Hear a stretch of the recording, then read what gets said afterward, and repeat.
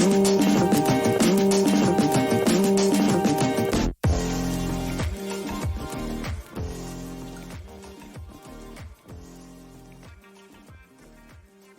everyone. This is another episode of Carolyn Talks for those who Here's What Happened podcast. And today I'm joined by a special guest, writer and director Shatara Michelle Ford. And we're going to discuss her debut feature film, Test Pattern, which I think is an amazing film that discusses race, sexism, assault, how the government fails citizens, especially women, with regards to testing and medical procedures.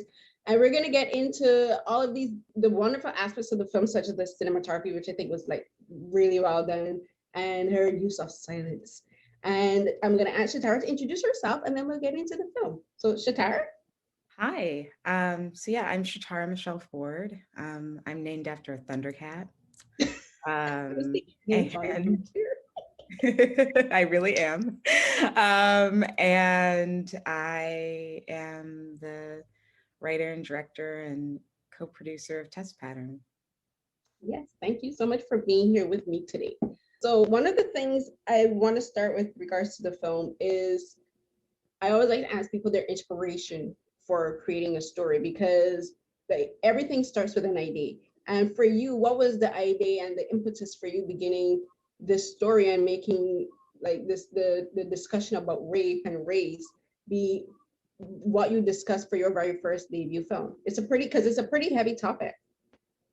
Yeah, I mean, as a Black person in America, I find that my existence is heavy. So I think for me, what I'm most interested in as an artist is expressing the complexities of like human existence. And, there's a lot of conversations around the concept of Black joy, that we don't do enough Black joy. Like, there's always these like downtrodden stories about Black people, especially in America. And I think both are extremes that are unrealistic. The truth is that in most moments, for I think Black folks, like we have great resilience and the ability to have joyful moments within really dark periods. I would argue being a Black person in America right now is an incredibly dark period. And yet I'm still able to live my life and navigate the systems that make life very complicated for me. So therefore, any film I make, if I'm going to talk about Black people, is going to be complicated. It's not just this like very simple thing, because that is what our lives are. So there's that. So I think what I was most interested in for Test Pattern in particular, the nugget of the idea was like a combination of a lot of things that were happening at once for me in fall of 2017, which is I was thinking a lot about uh, women's bodily autonomy. I was thinking a lot about rape kits because I'd spent a lot of time researching the backlog, but discovering that the backlog wasn't even, the biggest issue with rape kits. It was the accessibility of them. I have a background in political science and sociology, and so I kind of see everything through that lens. And I noticed major policy failures due to the fact that, once again, the United States does not center it's vulnerable or it's marginalized. It centers cis hetero white men. So therefore, if you are not that, and the more you deviate from that, the more likely it is that you are going to fall through the cracks when you're trying to have any system work for you. So I just kind of thought that in terms of being a Black woman searching for a rape kit because she was a victim of sexual assault, that's a lot of like stuff coming together at once that I don't really need to create. That's just what it is. Like literally to be that person, there's a lot going on. The thing that I threw in there that I thought was important was having the foil be a white person, you Yeah. know? And I, especially in 2017, was doing a lot of thinking and talking about white allyship. One, because after Donald Trump was elected president, there were a lot of white liberals who seemed very confused by that. And to no one else's surprise, that really a thing? And I think it was the first spark for this particular generation of white allies, as you call them, to start questioning their role and educate themselves and like all of the inequity that's happening and like what should they do. And so I was paying attention to those conversations. Moreover, I'm married to a white British guy, and it's been a nice experience in some ways. What I mean by that is the fact that he's not American. It's nice because he doesn't have any skin in the game. Like, for me to be like, America is racist, America is upheld by systems of oppression like white supremacy. He's like, oh yes, I see that. And, I can accept that because that isn't really saying anything about me. And I'm this outsider. That doesn't mean that the UK doesn't have problems. I lived there for a while too. There's a reason why I'm back. But Oh, but I think that I'm also really interested in interracial relationships, especially as sites of negotiation when it comes to power dynamics.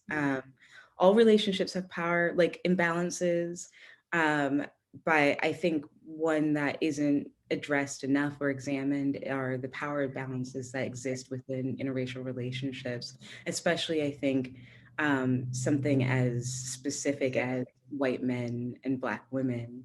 And there's tons of history in America for why that would be something worth exploring. And there's a lot of dark territory that comes with that. So that was the thing that I added that made it so complicated.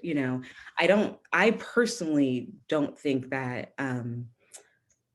assault and rape should be considered heavy, taboo topics because they are so common in our lived experience. Um, I think what makes this film heavy and complicated is the fact that we're adding all of these other things, but particularly the point of having to navigate relationships with white people. yeah, you touched on so many things. That a lot of it was what was occurring to me. First, I'm going to start with the political aspect of it, because there's a scene where it's not even a scene. It's basically there is a sequence for, I would say, the entire second act of the film, which is about the bureaucracy of Mhm. trying to find a rape kit, and even just going to the clinic to be treated, and just even getting the beginnings of getting treatment, just to ask for help. Like, you got to do all of these steps.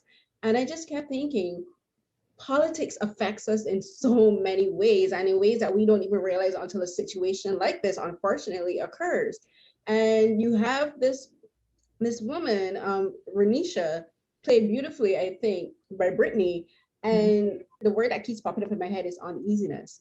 And she's uneasy for so many reasons, but part of it is the bureaucracy, where she's realizing everything around me is failing. There's no one to support me. I'm going to this clinic to get help, and the people that should be helping me are failing me. They're not listening to me. They're not even looking at me, and they don't have the tests that I need to help me in this situation. And then there's the doctor. He's like, I'm unqualified. And I'm like, really? And then again, it's a white man, and it's white nurses, it's white women, and she's surrounded by all these white people. And then when you think about American politics, so much of it is determined by white men. So much of it is determined by white people. And they just kept thinking, ooh, like, to be a Black woman in North America, to be a Black woman in America, there's so many ways that like patriarchy and white politics affects us, and affects women like her. And you're just like thinking, how do you navigate this? How are you supposed to be able to process all of this? Mhm. And I think that's one of the most important things about the film, where you show how these small things, everything is almost like a domino effect. And Mhm. it all starts some room, some office, where these politicians are coming up with some bill or some legislation, and then it goes down to a company where they're like, okay, we have these HR rules and regulations that we have to follow. And then Mhm. you have the nurses and the doctors who have to follow these hospital regulations. And then you have the patients like Renisha, and like they're the end result of everything. But all of these actions begin at the top, and no one ever really thinks how these rules and regulations don't what's the word I'm looking for, dictated Yes. by white people affects women like her at the bottom, right? And Yep. that's just kept thinking like it's like everything from for her whole experience, everything is just about how basically her life is being dictated by white people who don't even know her. Mm-hmm. Mm-hmm. Mm-hmm. But again, that's by design, right? The United States was founded.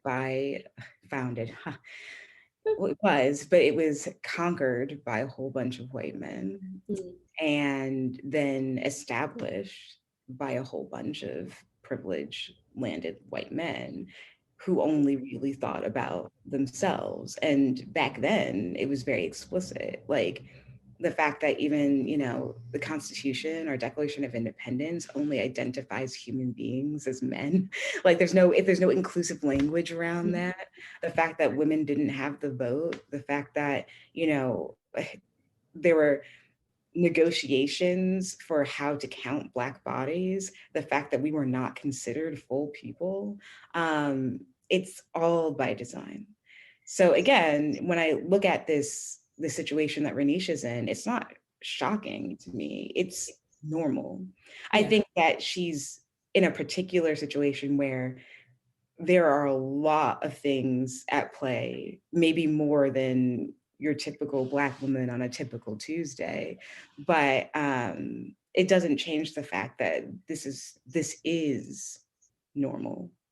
Yeah. And like I know online, like because I'm always on Twitter, and like we talk a lot about politics and stuff on Twitter. Everyone is always saying it's systemic racism. People, there's a difference, and I'm like, your film actually shows both systemic and systematic racism. Mhm. Systemic is where is ingrained in the system of how everything works, where it's such a part of the fabric of American society that you don't even notice it. Whereas systematic is where every single step is creating a roadblock not Yes. only for success in work, but it's creating a roadblock for help. It's creating a roadblock for getting what you need. It's creating a roadblock for making your life better. And I'm like, like everything is one after the other. And like when I look at a character like Renisha, I'm just thinking, oh, to be a Black woman is so hard.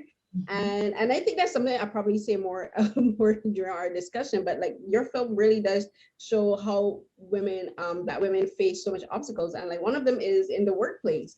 And in the beginning of the film, like she's having a discussion with her friend Amber, and they're talking about how politics of, and you mentioned Trump and the things, and his election has impacted Black people, and they talk about the politics and all of that. And then you see other ways that not even Trump himself, but also just the small ways where she talks about her work and she doesn't even define what her job is. Mhm. She like we know straight off the bat, Evan is a tattoo artist. He says that, but for Mhm. Renisha, she says, "Oh, I work in corporate."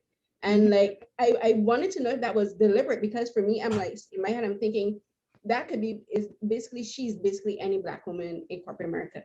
And you don't have she doesn't have to be working for Fortune 500 company. She could be working for a small independent corporation, but the things that the obstacles that she faces and the microaggressions or even macro racial aggressions that she faces is something that many Black women will face daily.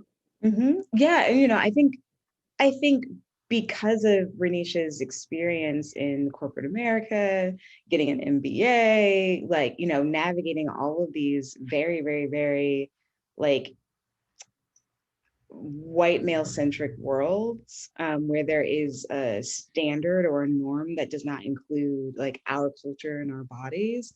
It's made Renisha incredibly, especially at that point when she's talking about her job on the first date, it's made her very guarded. I Mm, think that it takes a lot for Renisha to open up.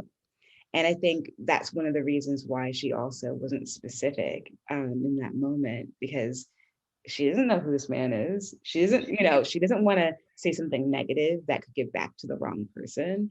But it's also the other thing where it's like, does it really matter where in corporate America I work? It's all the same. mm-hmm. Right. And like so this is I think a great segue to get into the relationship aspect of it. So for Renisha and Evan, I think they're very interesting in the fact that they may seem like total opposites, not necessarily with regards to race, but also their personalities, where Renisha seems to be a bit more reserved and Evan is a bit more open. And like one of the scenes, and I think it's a very interesting scene where the person they're being intimate, he's kind of like taking a bad shot that she has a tattoo on her hip. But then you see she has all, then later we see that she has a tattoo sleeve, let me say no, a sleeve tattoo. Mhm. And it's just like you see they do have these things in common, and then they also do have a love of dolls, and they have interest. And I wanted to ask you about building their relationship. So when you were developing the script, was there anything that you changed once you saw the chemistry between Will and Brittany that helped with you, that helped with you developing the relationship at the beginning, and then where the film would progress? That's a really good question. No, I kind of did it the other way around. I cast Brittany first, and I had chemistry readings with other actors to kind of get a sense of like how she as Renisha responded to them. And in the chemistry reading for Renisha and Evan, played by, Will and Brittany, it just worked really, really well in surprising ways. I honestly wasn't anticipating it.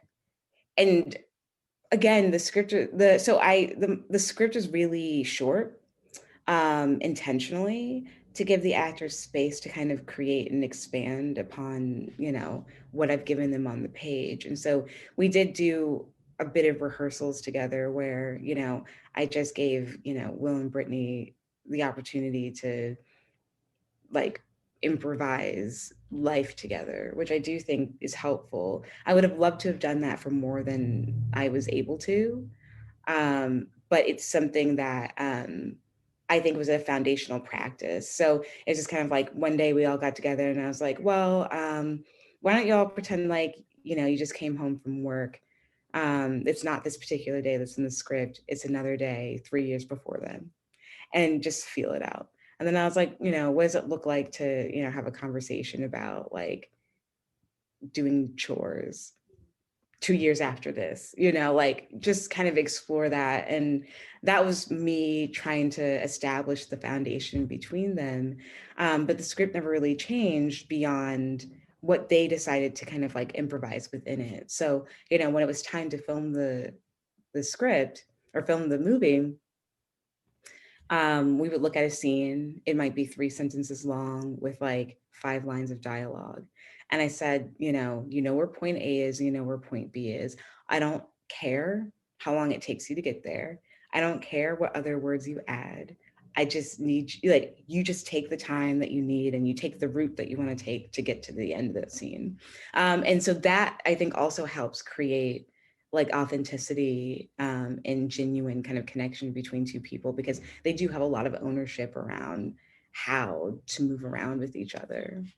Yeah, no, I think they did a fantastic job because they haven't, at the beginning of the film, which I think is super important because of how the story develops.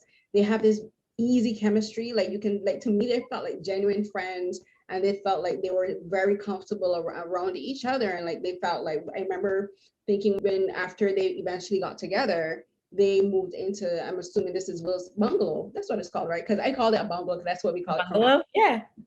yeah, was when they moved into Will's house, his bungalow. Like the just even the setting, everything feels comfortable. Whereas where Renisha lived before was this high upscale condo where everything is, like clean and it's chrome and polished marble. And their house, and the new house is filled with soft blues and like creams, and like it just looks homey. It feels lived in. And you're thinking, and knowing what's gonna come in the film, I'm just thinking their house is not gonna be the same. It's going to look the same aesthetically, but the feeling, that feeling of comfort, that feeling of easiness is going to change. And which I think is one of the most impressive things with what you did with this film is how the tone of the film changes, and the tone of and the feel of their relationship changes as the film progresses. And I wanted to ask you, how did you go about creating this tone? Because for me, it was almost like this physical sensation I got watching it, where it went from ease and comfortable to being just quite in this uneasiness throughout the film. And like even for the last shot, I'm like, their home does not feel like their house doesn't feel like a home anymore. So could you tell me a little bit about building the atmosphere and that theme with not only the actors but just aesthetically as well? Yeah, definitely. I mean, I think for me, as a director, I'm always really interested in using all the tools in my toolbox besides dialogue to express a feeling or an idea. So, um, mise en scène is something that is an important approach and tool for me. And I think that by really paying careful attention to the color schemes as motifs, the sounds, the camera angles, the camera movements, you can change, something that's really bright and airy to something that's kind of fills you with dread with not much work. Yeah. You change a color here or there, you put on a different lens. So it was just all really thought through. We knew where we were in the script when we were shooting it, and we knew that if this is supposed to feel, you know, filled with tension, we have all the extra tools to make that happen. I think more specifically, something that is, I think, not really an afterthought, but it was intentional, but there's no like intervention. What I mean by that is there's a lot of silence and there's a lot of time where you're just kind of sitting with characters and processing things. And I think contemporary cinema, especially the commercial stuff, there's like something happens, an explosion every other minute. And so there's not really enough time to think. And so if I'm sitting and letting the camera just kind of like unfold things in front of you, um, you have the time to think about it. And you're the one that's creating that tension because there's something wrong.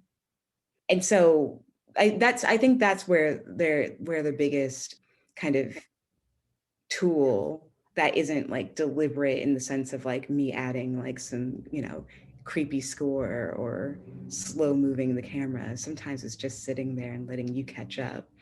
Yeah, you mentioned there's a lot, the film does have a lot of quiet moments, and some of those quiet moments is because there's a lack of dialogue, or it's because they're just like very still and not moving, like the scene where the day after what happened, she goes home and she's laying on next on the ground next to the bed, and she's just like, and I think Brittany, I honestly have to praise Brittany because she did a fantastic job with her facial expressions and just her little movements where she like one moment she has her hand up by her mouth and you can tell she's in that contemplative state, and then the next moment she's just laying down and she just looks like she doesn't know what to do, and those moments are quiet.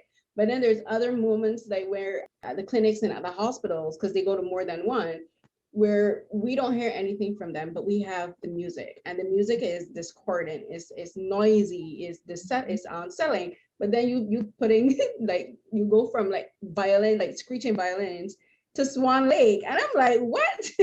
And I just think the way how you do build attention, and these things don't actually take you up, because you would think that going from one type of music to like Tchaikovsky's I'm Swan Lake, you would think, oh, this would take me out of it. But I'm like, nah, it actually plays and works really well. Could you tell me about the music that you and composer and Robert Ouyang Bruce Lee, like how did you go through your music selections, and how did you go for picking like the score for specific scenes and then using like classical music for others? Yeah. I mean, I think those are two separate things. So Rob was handling the score, and he was the composer for that. And so what Rob and I did was sit down and kind of just talk through the script. I think for any composer I had on this project, they would have to understand what it was before, and I shouldn't be the one to tell them. They should be able to know, because I think there's like an innate understanding that kind of like pushes the creativity.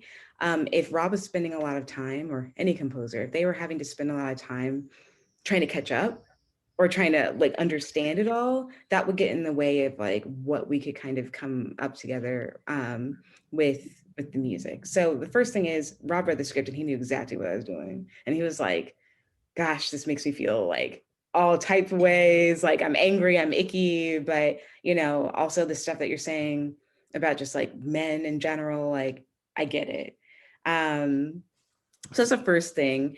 The second thing that we did, once that was confirmed, is that we kind of broke down the scenes that we knew we wanted some sort of placement, of composition. And we just kind of talked about what were the goals of each scene, and like, and then I just let them go. I let them watch, all the cuts. I let them watch like everything, ask tons of questions, and they went away and came back to me a few months later with pieces, and we just kind of kept going back and forth from there. So that's how the score came together. The other thing I'll say is that I really wanted to make sure that we had certain sounds that were associated with certain emotional states and people. So like there's certain strings that are associated with Renisha, and there's certain strings that are associated with Evan, and there's a different sound when they're together, which is those two instruments coming together. That was important too. I'm trying to think what else. Yeah, I mean, in terms of, composition, I'd say that's the majority of what's going on there. But I get a lot of questions about Tchaikovsky, and that's a different department. Allison Rosenfeld, who is our music supervisor on this film, and just like all around good person, good friend of mine, she she kind of knows how I like to use music in general. And I already had an idea about putting this like piece in that hospital scene. And that was really inspired by, I think, like Kubrick, honestly. And I was just kind of thinking about the ways he used waltzes, and or the specific waltz in 2001 and what that kind of invoked.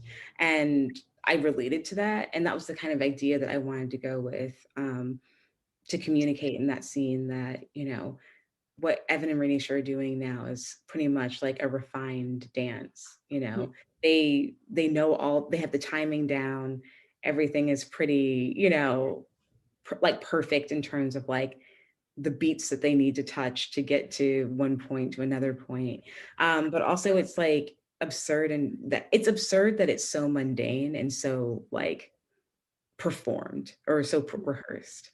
So that was the idea with that. But Allison and I talked a lot about if that was the right song, and we played with some other things, and but ultimately that's the thing that felt really, really, really right. Yeah, no, you mentioned the mundanity of it, and that's one of the other things I think that when we talk, like went back a bit to the politics, where these things, when you look at the bureaucracy and where these things have become so everyday, where like you have a woman like Renisha who's gone through an extremely emotionally and psychologically destructive event, and she is slowly breaking down on the inside, but on the outside she has to keep her composure, because we know, as again, as Black women, like she's thinking, I can't be too loud, I can't lose my anger, I Mhm. can't lose my patience. And you have her there trying to control herself, and then you have Evan losing his patience and getting angry and upset. And then on the other side, then like it's like a triangle. And then on the opposite point of the triangle, you have the clinic administrator. She's like, oh, this is just a regular day for me. Give me your ID. Mhm. You have the nurses. Oh, this is just a regular day for me. Let me go and get the doctor. You have the doctor himself is like, oh, this is just another day. I can't treat you. So go to Mhm. another clinic. They go to another clinic asking for a rape kit, and you think that would engender some kind of sympathetic or empathetic response for the person, like, okay, this is a delicate situation, let me watch how I talk. You're like, nah, go to the next hospital. And like you said, it's like that's the mundanity. I mean, it's the absurdity of it. And that's like, even in my notes I put, I'm like, this is absurd that she's going through this extremely traumatic experience, and everyone is just treating it like she's asking for directions to the nearest dollar Yeah. store. Yep. No, what, like, so when you have all of that underscored with like music from Swan Lake, which is one of the most well-known ballets. And then when you think about Swan Lake, which is about the dark and light side of a swan with psychological issues too. I mean, it's like, I'm like, it kind of makes sense because it does highlight how absurd like things like rape are treated in society, where you would think that this is the moment she would get simply people would want to take time to listen to her, but no one is listening to her. So she's kind of isolated and surrounded by everyone just like going about their daily lives. And going from that, so we talked to so you have the music underscoring all of that, but I wanted to ask you about the cinematography. I think it was very interesting how the way you use lighting. And I wanted to ask you about your particular color choices because for in the you use pink in strategic ways, I think, in a few scenes. One is at the bar where Renisha meets it with the man who eventually assaulted her, and then she's in the car where he's taking her to the hotel, and she's bathed in like pink light. And so I want to ask about the use of pink in those, like if there's any particular reason you use pink. And then there's yellow. She was wearing yellow when the first day she's intimate with Evan, she's wearing a yellow dress. And then the day that she's assaulted, she's wearing a yellow dress again. And I wanted to ask you about the significance of the colors you use. Carolyn, you this is the first interview I've had or even review where somebody's noticed that. Oh, thank you. Yeah, Renisha's color is yellow. It just is. That's what we've decided. You know, it was a combination of sitting with Ludovica Isadori, the cinematographer, Eloise Ayala, the production designer, and Brianna Rowe, the costume designer, and we picked yellow. And another color that you might have noticed, but you didn't touch on, is blue, and that's Evan's color, which means that when Evan and Renisha are together, when things are good, it's green. And we also tried to kind of express that idea with like the foliage that's in their house. Like that's why there's so many plants and just like green things everywhere. But also like you'll see these separate kind of blues and yellows, and you know that that's their stuff. And then in terms of the pink, again, it was more of like an intuitive choice, as in that's just the color that I went for. But that color is associated with her soul. It shows up, that's where it is. And the idea also is that it's supposed to be like super saturated. It's like a very strong, evocative color.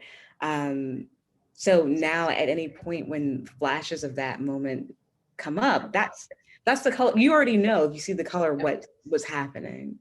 So that was the idea. And again, that's sometimes that can feed a very subtle psychological thing. Because if you remember in the opening scene, she's with Mike on that bed, and that color is everywhere. And then we don't see it again until we go to the bar. So something's kind of already in your deep subconscious, you know what's about to happen. So that's what's really great about color too. Yeah, no, I noticed the blue because as I mentioned earlier, like their house in his house, like the wall is like this sea blue, and then you have it kind of reminded me of like a beach house, which I think is probably what I'm calling a bungalow. Because like, at home, like for most beach houses, especially for rich people, you have like a lot. They use like a lot of like light blues or shades of blues, and then there's like cream, and I'm like, it's comfortable. And then like you mentioned the pink because yeah, the pink is in the bar, it's in the car, and it's in the hotel room, and even the hallway when she leaves, when she's wobbling, like the lights on the wall are like this reddish pinkish color, which I was like, I'm like, that has to be intentional because I don't think I've ever been to a hotel where you have like fluorescent red lights on the wall. And like she does flash back to those pinks. And then I was thinking about it, like she never wears anything pink in throughout the film, and no one else wears pink.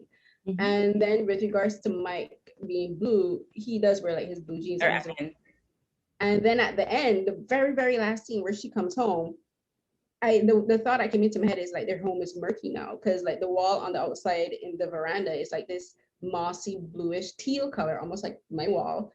And the shirt he's wearing is kind of echoing that. And it looks almost like he was blending into the background of the background of the house. I'm like, yeah, he's lost. Like their relationship is nowhere around. And then with the green, you mentioned the blue, and that is in my notes too. Like when after the whole day, this whole awful day, she's in the bathtub and she's like bathing this grayish blue light, which is a color I didn't see surrounding her before. And he's outside and he's facing back in the camera, which I thought was interesting. And like the only hint of yellow is coming from a light, like just hitting his face like perfectly at this perpendicular angle. I'm like, yes, lighting, cinematography. Yeah, Ludovica's good. She's really good. You know, like she's we talk all the time about like the intent and what, you know, what I was trying to go for. And then, you know, we'll make a plan. And then all of a sudden something will happen that I did not plan. I'll be like, Luda, what is this? And she'd be like, trust me, just trust me. And like she's always right every time. But like but I think that yellow light that you're talking about is a Ludovica choice. Mhm. that works really, really, really well. To me, I saw that as after the entire day where he's pushing his thoughts on her, we'll get into that next. But I saw that particular moment where it's like he's finally thinking about, like you said, like yellow is Renisha's color. He's thinking, okay, wait, this entire day I made this thing about me. I've been making it about what I want. I've been making it about what I think she should do. And like the light hitting, it was like almost like this, like a light bulb moment. It's like I need to think about what I've done for the Mhm, entire day. And I mhm. just thought that was just, it's such a small, but I think a very important moment considering the whole context of the entire film. Absolutely. Absolutely. Yeah, it's like it was like one thing with films, like especially films like this where we don't have a lot of dialogue and a lot of this told through not only the actors acting but from the lighting and the direction. I just love when films give me like those kind of moments where it's almost like a still shot and like a Yeah. snapshot of it. You can tell the entire story from that one scene. You have for Evan, it's that scene, and then for Renisha, it's her in the bathtub, and then taking out her braids. And I was like, yo, for a black woman, like to be taking out her braids so easily, I'm like, yes, she has been through a lot. She's fed up, she's done, and she wants this entirety to end. And I was like, I think only a black woman would understand the significance of her taking out her braids. I agree. Again, I've had a lot of questions about that, but usually it's never like I know what that's about. Usually it comes from white people and they're like, "What is that about?" It seems significant. And I'm like, "Well, it's kind of not, but it is, but not in the ways that you think it is." Yeah. Yeah, because I was just thinking, like, I'm like, her braids are all the way down to her butt. So she sat in that chair for like a A good at least 10 minute. hours getting her braids. And for a woman to be like, I'm just gonna randomly take out my braids, my newly freshly done braids. Mhm. I'm like, yeah, she's fed up, she's done, she's over it. She's just like, I was like, yes, I feel you. I'm like, take those braids out. But so we're gonna get into now to the day, that awful, awful day. So it began well the night before where Renisha and Amber go to a bar and Mhm. they meet these two guys. And Amber to me is an interesting character because she's someone that I know. I've encountered women like her. Like when they meet a cute guy, they're like, "Oh, I want to like let's hang out with these cute guys," and they're kind of like ignoring you. You're like, "Nah, I'm not feeling it. I'm ready to go home." And Mhm. they're like telling you, "No, no, like my enjoyment matters more in this moment." Even though they're supposed to be celebrating Renisha's new job, she's like, "I want to hang with these white guys," and you're like, and I'm like, I've been in situations like that where my friends do not want to listen to me.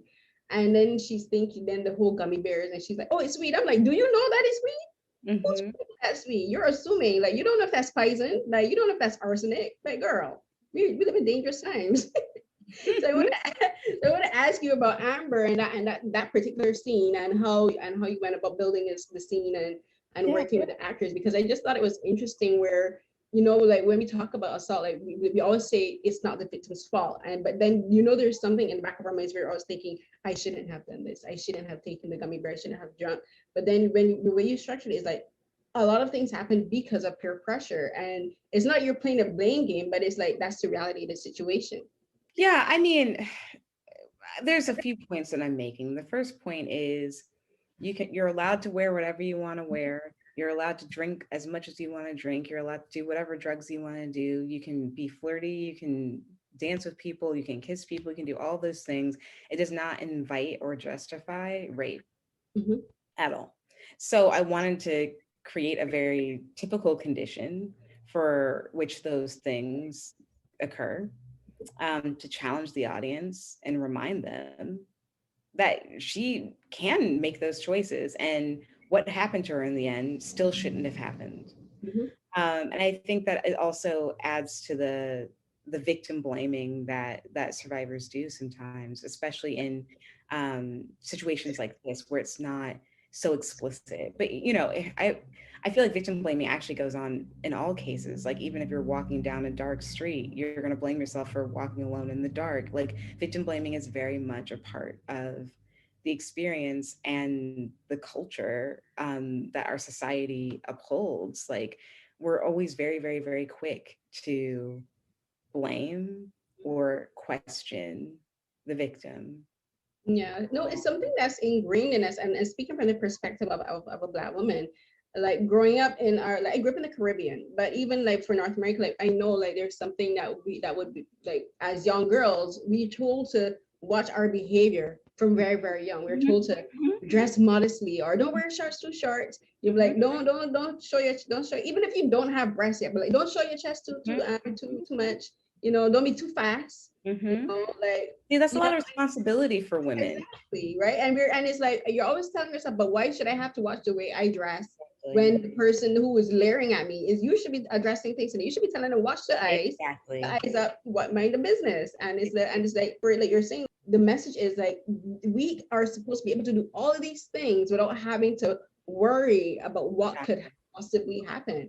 And I remember like when I turned 14 and I started to go to house parties, my brother, who's 10 years older than me, he sat on my sister and I one day and we were getting ready. He was like, girls, let's sit down, because it's my twin sister. And she was like, girls, we're gonna sit down, we're gonna have a discussion.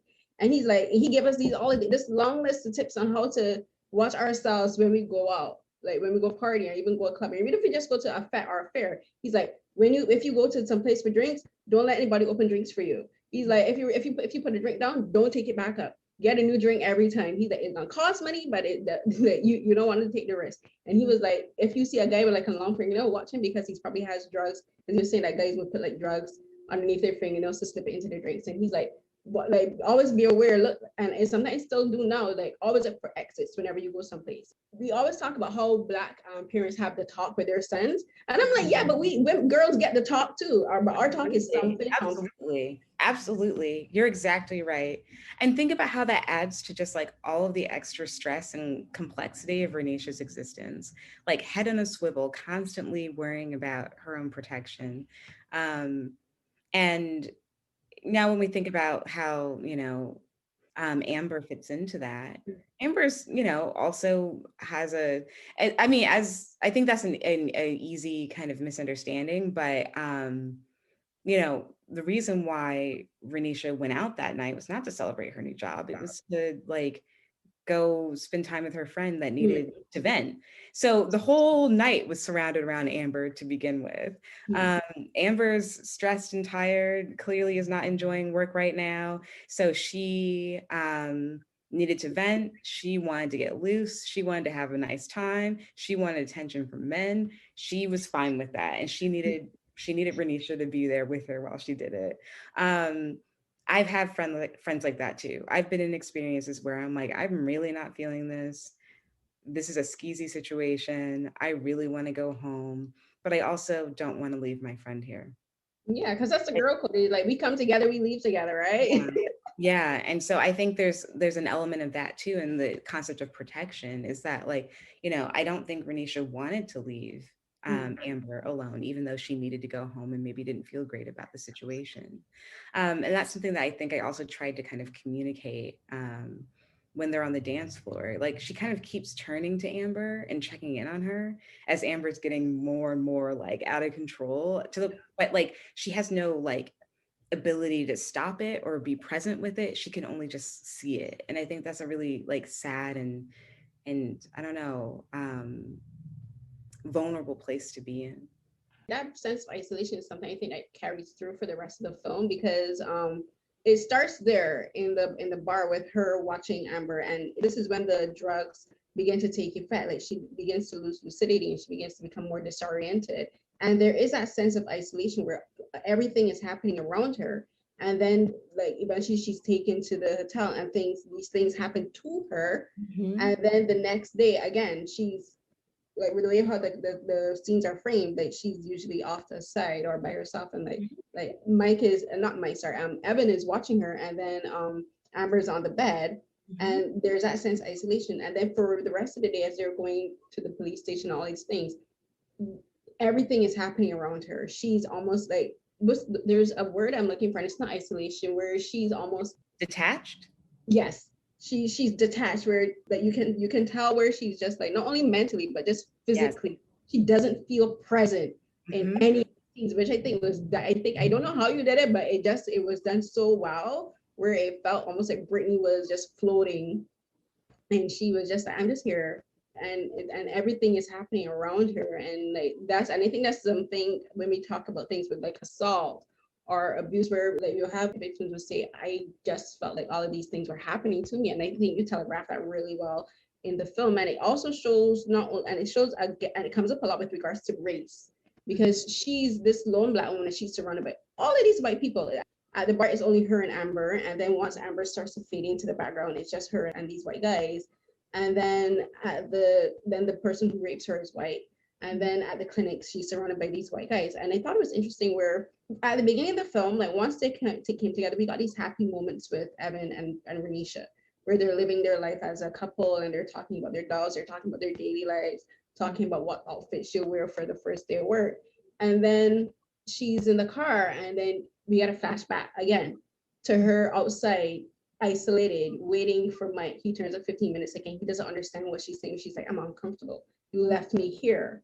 And he's kind of like almost brushing it off and said, I'll do better. And I'm like thinking, but will you? And then you go into the backyard, and well, lo and behold, more white people. She like again, this Black woman alone and isolated, watching all of these people around her. And I just want to ask you about how you're discussing race without actually discussing race. And I wanted to ask you about creating those scenes and that structure, and like and we're able to weave this discussion of race, because people say, oh, I don't want any preaching. I'm like, she don't preach at all. Like you're just laying the atmosphere, you're just showing this is how it really is. Yeah, but I think that's it right there, right? I personally, as an audience member, I don't like anything preaching at me, and I don't really understand the point of it. Like, I'm less convinced by the film being emotionally authentic or like intellectually correct if they need to go through all this work to prove to me that it exists. I think humans are humans. We all are kind of motivated and, made up of the same things, especially when it comes to psychology. Mm-hmm. And it's not hard to ask the question or to explore the idea of a Black woman feeling uncomfortable in a like at a barbecue full of white strangers. I don't need to talk about it. I don't need to even say it because it's obvious. It's so obvious. And I think one of the things that the movie does so well is very rarely are we in like very rarely are we watching movies that actually center the internal life and the psyche of a Black woman. It just doesn't happen. Even when movies are about Black women, a lot of times the filmmakers are really concerned with like how white people are going to understand it or process it. So there's an extra explanation, or the point of view is slightly shifted so it can include them. And it's like, you do that, you fail, because just center the person, just like white people do. We've been able to empathize with white people. We can understand where white people are going through because they're completely centered. So just do the same. So that was the idea. And I think that's why the concept of it not being preachy is successful, because people are just living with her. They're just fully seeing her. It didn't take much. You put Renisha in the middle of the frame, you eliminate any and all other people, you reveal a whole bunch of white people who are also looking at you and touching you and commenting. Like, that's the other thing about that scene that I love so much. They don't talk to her like a human. No. Like, they're like obsessed with how beautiful she is. Like, it's shocking. It's like, oh my God, like a Black, and she's beautiful because like that's the point. Like, that's not the standard of beauty. That's not the default assumption. So, and like, I hate that. I hate that so much. Listen, I feel so much, because when that particular, because it starts not only there, but it's also from it begins in the bar too, because the guys that come up to Amber and to Renisha, they're commenting on their looks. And they talk about, oh, you're so beautiful, you're here, whatever. And I'm like, you have that, and then you have the barbecue, and it's like, I've been there, like my hair's short, but when I had like long hair, people like, oh my God, your hair's so beautiful, and like going to touch my hair, like this, the bodily autonomy is not recognized at all, and that's something we have to reinforce. And again, that's one of the things that the film is talking about with regards to race, and consent, because you're thinking that consent applies to the rape, and I'm like, not only rape, it applies to everything. It applies to how people approach her, how people speak to her, how people touch her. It Mm-hmm. applies to how Mike is treating her. He completely ignores what she wants to do and how she's feeling because of what he wants. I'm like, these white people keep foisting their wants and their needs on Renisha. And I'm like, that's consent right there. That's the discussion of consent. It's not only about assault, it's about just existing as a Black Yep. woman in white spaces. That's right, Carolyn. Ooh, yes. Let me see something. I was like, ooh, I'm like, these white people. And it's like and like and then again, as a Black woman, I'm thinking, am I being too hypercritical? Am I being too, you No, have these thoughts? I'm like, am I being too harsh? And I'm no. like, nah, we've experienced these. We know what we're talking about because this is real life. Like it's on screen, but I'm like, this is very real. These are situations that we encounter daily. And then if you have to, like you said, you put it with regards to adding a white man who's like, it seems like he's supportive because he's like, you have to be tested it because like I think he's almost like this. The word that's coming to my head is oxymoronic, but it doesn't make sense. But that's where I'm going to go with, where you're like thinking he's not accusing her in their discussion. He's not accusing her. His conversation is he's speaking to her very calmly, and he's like it starts with him being very understanding. Mm-hmm. But then once he gets the idea of there needing to be a test, go at that they need to be tested, which she should be tested, but he's not inquiring if she's ready for it. He's not inquiring like what he's not thinking what this test entails because we as women know what a gynecological exam is like. He's Mm-hmm. not thinking how invasive a rape kit is. He's not thinking about again she has to open up herself to a complete That's stranger right. to invade her personal space emotionally, mentally, psychologically, all of these things physically. And he's not thinking she just went through this traumatic experience where someone ignored her wants and needs. And I'm like, sir, you're doing the same thing, but just from a more almost you're caring, but you're not caring enough, and you're not Yeah. caring in the way you should be. Right. So Mm. could you tell me about that part of the script and that part of the film and how you went through that with Brittany and with Will with regards to creating that the slow dissolve of their because I saw that as a breakdown of their relationship because I'm like I don't know how their relationship is going to survive after a day like that, especially after his behavior. Again, it wasn't hard. So let's go back to the first date. And it's interesting. There are quite a few people out there who do not like the fact that Evan gets to be with Renisha. They think it's realistic. They think that they don't think that she makes sense and that she would just never choose someone like that. And it's funny because those people never ask me why why she did or where in the movie does that kind of like reveal itself. And to me it's really obvious. They are having dinner and Renisha's cagey about her job, and she's kind of in a slowly opening her up to talk about what she wants to actually do with her life. And she polices herself. She kind of stops herself from really getting into it. And she says, I don't know what I'm talking about. And Evan says, I think you always know what you're talking about. And I think that's I think that's like great ingredients for all love, right? To see another person fully. Looks like Evan saw her Mm-hmm. and was listening to her and Yeah, acknowledged. no, he listened. Yeah. And I think that's why it went further. And I think that's the thing that holds their relationship together, that she does feel seen and heard. So if that's what the foundation is, all Evan's got to do is not see and hear her, and then the thread is pulled. Yeah. And I thought it was an interesting flip for their relationship because like when they go to be he's taking her to be tested, the idea to be tested comes from him. Mm-hmm. Mm-hmm. Mm-hmm. She doesn't say, I want to go to the police station. She's just needed Whitey. And I think it's interesting because this is another scene where she's isolated again. They're at Amber's house. So she wakes up from sleeping and you hear her talking. And I put it in my notes. I'm like, that's just like any conversation in any house where you're in your bedroom and you hear people talking about you in the living room and you're like wondering, what are they saying? You're being nosy, like my parents talking about me and my sister's talking about me. And then lo and behold, they are talking about her and the conversation eventually becomes more clear. And I'm just thinking, this is something that happened to her, but you're not talking with her about it. That's right. That's And right. Amber comes to the decision with Evan, okay, let's go to the police station. He never once asked her, what do you want to do? Hmm. He Yep. never asked her.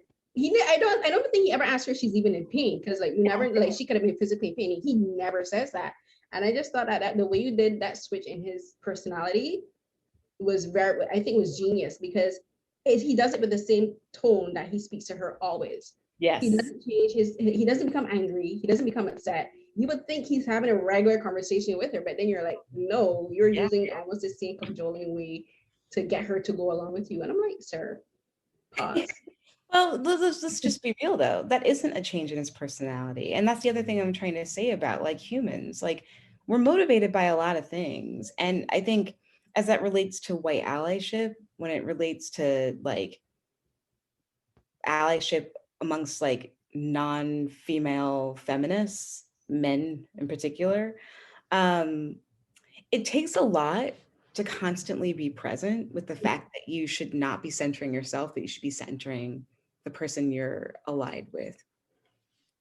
And Evan was in a particular moment of vulnerability and stress.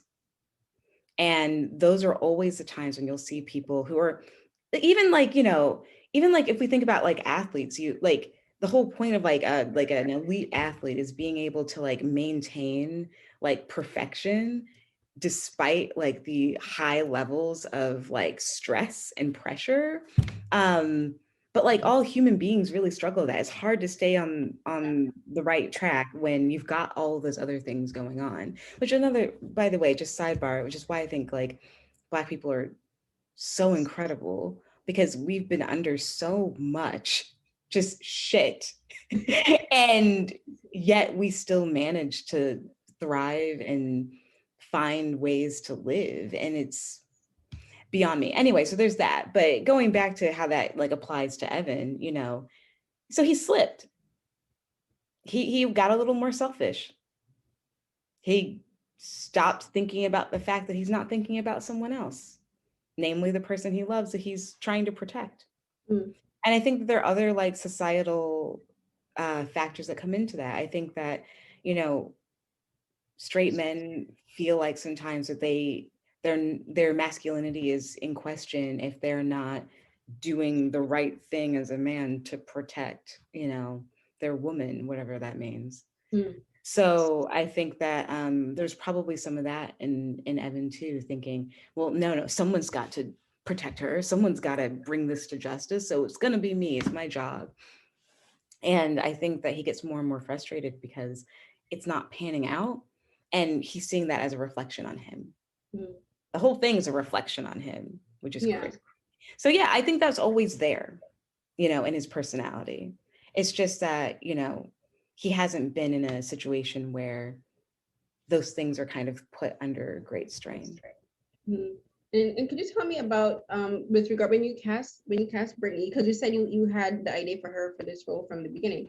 When you spoke to her about this, and when she saw the script, and was there anything that you guys discussed with regards to what would happen and how she would play this? Because like she does such a fantastic job, as I mentioned, with the little moments and with her expressions. And could you tell me a little bit about like during production and filming, like what kind of conversations you guys had to create those moments, especially the moments where she's feeling so isolated? Because I just can't get past how she just feels so isolated, and it just translates so well to screen. Yeah, I think, I mean, again, she's a Black woman, I'm a Black woman. There's a lot that's shared and understood, right? So it was more about getting Brittany to kind of unpack those moments for herself when she felt that way, or just to talk through things with her, um, then kind of like preparing. Mm, I think a lot of this stuff, like for her, was absolutely kind of like innate, like I think it was more about trying to understand who Renisha is as a person. Like, what are the yeah. things that were motivating her to be open to an idea versus not, or to let her hair down at this point or not. But yeah. Yeah, no, I honestly can't get. I think because even though I know the film was done in like released in 2019 Hmm. at festivals. I just think I would say it's one of my favorite performances from an actress that I've seen, probably going from like last year into this year. And and it's funny to me that some of my favorite performances from Black performers, I wouldn't even say just Black performers, from any performer, um, over the last year has been where people are in, where you can tell the actors are in touch with the characters because they relate so much to them. And I have to mention like Steven Yeun in Minari, and then and even talking about Chadwick Boseman in Ma Rainey's Black Bottom. And I kind of drew a parallel from his one of his monologues where he talks about his father becoming a vigilante for his mother, for the mother's rape. And I kind of thought about Evan in the same way, where Evan was so concerned about getting justice for Renisha, where he didn't think about what happened, and he kind of left her to flounder on her own, the same way that Levy's father did to him and his mother. And I just thought it was like a super interesting parallel that I drew.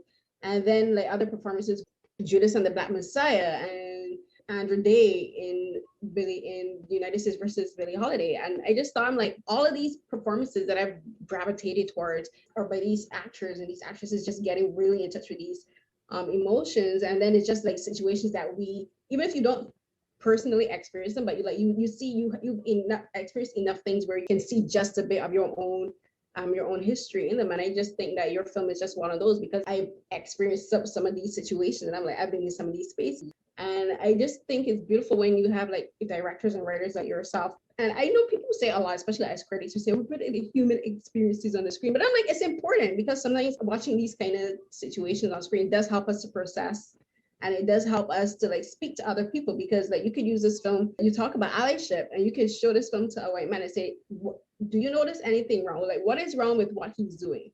And Mm-hmm. it's almost like an instructional video. And it's like, can you tell me what Evan has done that you think that if you were ever in this situation, God forbid, you should do? What would you do differently? Right? Exactly. So seriously, it's just like I can imagine like my mom would say, what would you do differently in this situation? That's my mom all the time. What would you do differently today? Have you learned your lesson? And when we're talking about allyship, sometimes you gotta be like, white people, this is not what being an ally is about. Don't center yourself. Being an ally is listening.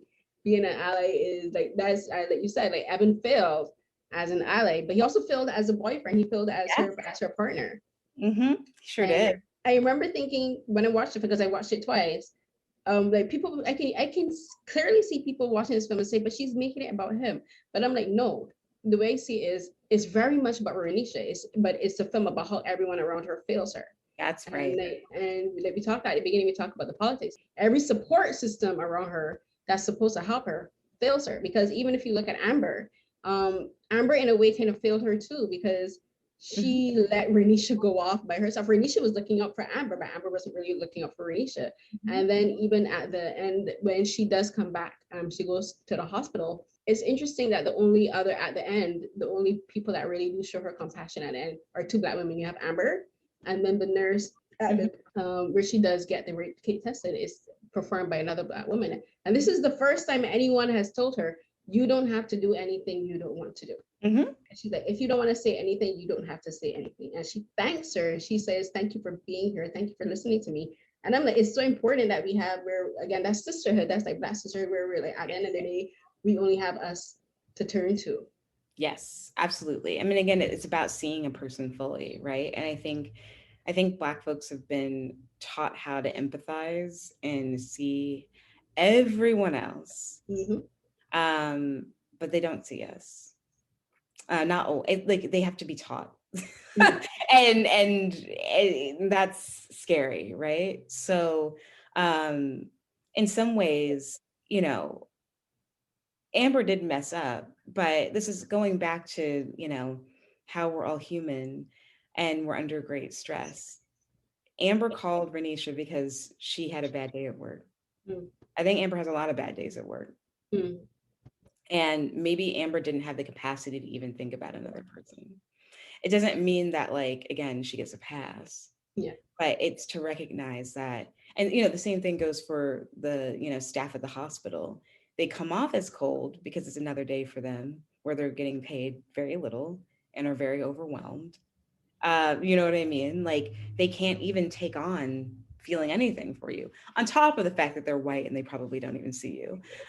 So there's a lot going on there. So yeah, I think Nurse Peg is someone who's very good at her job. And a part of her job is to be compassionate to all people. Um, but I think also she's a Black woman, so she just saw her. Yeah. So before we wrap up, because we've been talking for a while, before we wrap up, I wanted to ask you about the names and for you to tell me if my interpretation of the name kind of around like you heard test pattern. The first part is test, and like obviously you're thinking about the rape kit, like she's getting for a test. I was thinking, how absurd is it that a woman has to be tested to prove that she's raped? And how ridiculous is it that for something as traumatic as that, Black women in general, but in this we're talking about a Black woman, she has to give quantifiable proof of this terrible thing that's happened to her. And then there's the pattern part of it where like, we talk about the systemic and the systematic ways that everything around her is failing and the racism in politics and everything. But then it's just these are things that happen every day to Black women. These are Black women are assaulted and raped and abused every day. And like there's a pattern to everything. Like if you see her, this situation with Renisha is going to happen again. And so I wanted to ask you about the name. Yeah. So the name, so a test pattern is, you know, back in the day with TV channels that are off air, sometimes you would see the color bars. That's a test pattern, and the idea, like, or even before, like a VHS tape or something. But that's what you use to adjust, kind of like the focus and colors and the receiver of your television screen. And I see this film as a, you know, a placeholder for people to kind of dial in and adjust their perceptions and assumptions and ideology and politics. So that's why it's called test pattern, but it's convenient because those words do evoke those other thoughts. Mm-hmm. Yeah. So we're gonna wrap up, and I want to thank you so much for speaking to me today. To sorry, Shatara. Like this was a great discussion. I'm so happy that I got this chance to speak to you. And is there anything you would like to say about the film or about any future projects that you have coming up? No, I just want folks to keep watching it and keep talking about it. It's been so nice to hear your thoughts on it. It's been good to talk to another Black woman, and it confirms a lot of the things that I thought you saw a lot of it, which is great. So thank you. Thank you so much for speaking to me, and I hope that you and your family stay safe in these COVID times, and that I can't wait. I can't wait to see what else you do in the future because I think you have your voice is very clear as a director, and I think what you're trying to say is something that everyone needs to see and everyone needs to hear as we're talking about acknowledging things. And I just want to thank you again for creating this film, and I wish you great success in the future. Thanks, Carolyn. Take good care and have a good weekend. You too. Bye. Bye. Again, thank you to Shatara for joining me to speak about her new film Test Pattern. You can find the film streaming on select digital cinemas at the kinomarquee.com site. Go there to support Shatara as well as other independent filmmakers. You can find other interviews for Carolyn Talks on the But Why Though podcast site. And as usual, I've been taking part in the African American Film Critics Association virtual roundtables. And recently, we've had the great opportunity to speak to some amazing filmmakers and actors and actresses. We've spoken to Rada Blank about her film, The 40-year-old Version, as well as Kerry Washington and Ariana DeBose about their film Prom. Both films are currently streaming on Netflix. And recently, we've spoken to Mara Hill and Jill Marie Jones about their new show, Delilah, currently showing on OWN every Tuesday night after Queen Sugar. We've also spoken to Eddie Murphy and Arsenio Hall about the Coming to America sequel.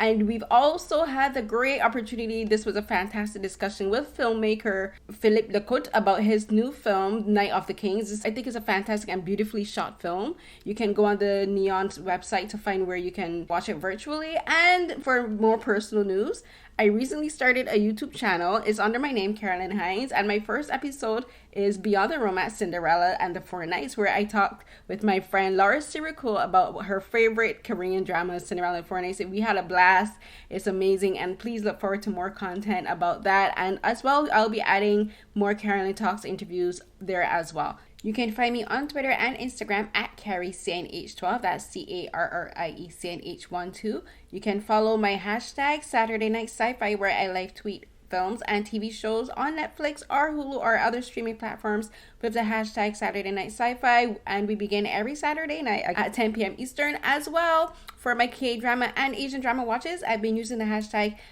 Dramas with Carrie. So every weeknight around 8 p.m. or later, depending on the show schedule, you can find me live tweeting about those shows. And please offer any suggestions for shows you would like my comments on. You can go on my YouTube channel and leave comments there as well. And for my Twitter, you can find pinned tweets for any recent articles that has been published, or for, again, the Africa Roundtable events that we've been doing and any other announcements that I will be making. Everyone, until next time, please stay safe.